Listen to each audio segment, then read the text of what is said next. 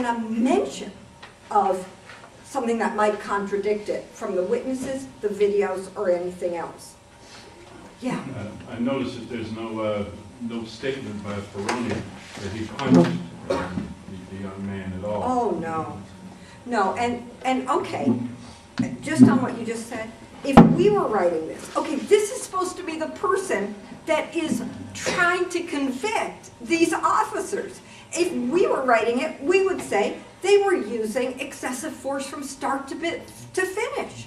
Peroni punched somebody. These are people who, by their own account, they didn't know that they had done a damn thing. They're punching them, they're cuffing them, all of that. We would have, you're completely right, we would have been saying throughout, excessive force. We would have been writing a statement of facts that presented an escalating level of police violence and brutality that you know, culminates in the undeserved shooting, the murder of Oscar Grant. That's how we would be presenting it, because A, that's true, that's 100% true, and B, if you present stuff that way, you're so much more likely to get a conviction, or to at least get this guy, in this case, deprived of bail. That's why I'm saying we're going to have to do the prosecuting. We're going to have to write what happened. We're going to have to present the statement of facts, because this sure isn't it. See, you said Peroni stated that he was arresting, and he said that Michael Greer and Oscar Grant were arrested. But in this statement, he said, Peroni said, Peroni pointed to the direction of Grant and the male, Jackie Bryson, who was seated to Grant's left, and told Messerly, the other officers at the scene, that these two guys are under arrest. Right. So who's under arrest? Right. Right. It's just. And this is Peroni saying first it was Oscar Grant and Michael Greer. Yeah. Then he's saying it was Jackie Bryson Right. and Oscar Grant. Right, because they're all interchangeable. It's, you know, it's any 5 black men that they could grab coming off of that train were guilty of something, who knows what. There isn't even a person saying that they were in a fight with them. And it's just, it's really crazy. Okay, now, several passengers on the train videotaped portions of the events that transpired on the train platform. The videotapes vary in quality, and some were recorded from vantage points which do not afford a clear view of the deceased at the time he was shot by Officer Messerly. However, 2 of the videotapes show Officer Messerly straddling Mr. Grant's prone body and pulling first on Grant's left arm, then his right arm. Grant's right arm is extended along and close to the right side of his prone body.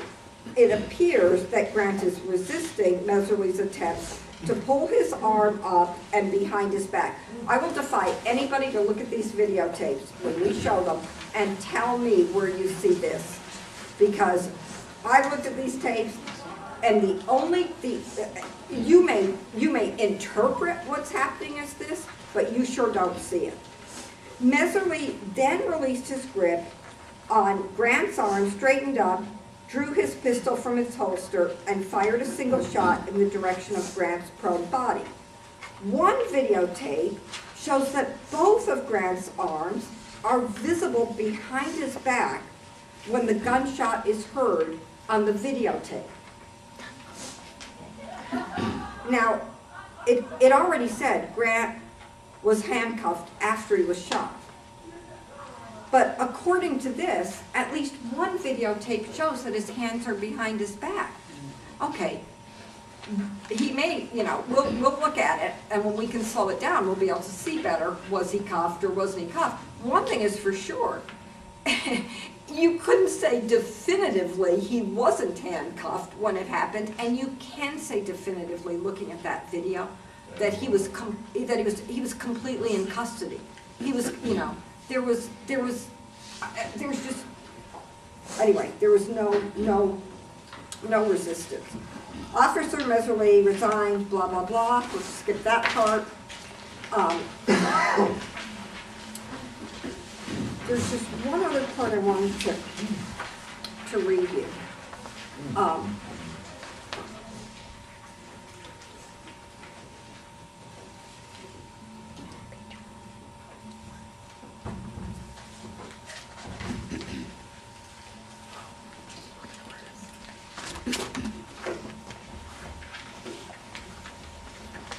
Okay, sorry.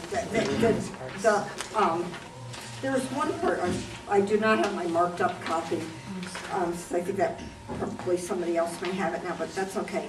There's one part in this where I think they Troy has say, this one. yeah, can I see it? Just Yeah, the note. That's a good one. I like that guy.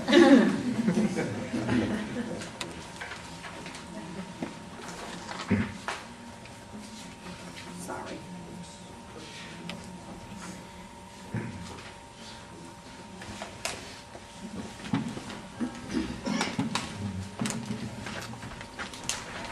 Okay, so, this is the only last thing I want to say, and people can read the rest of this.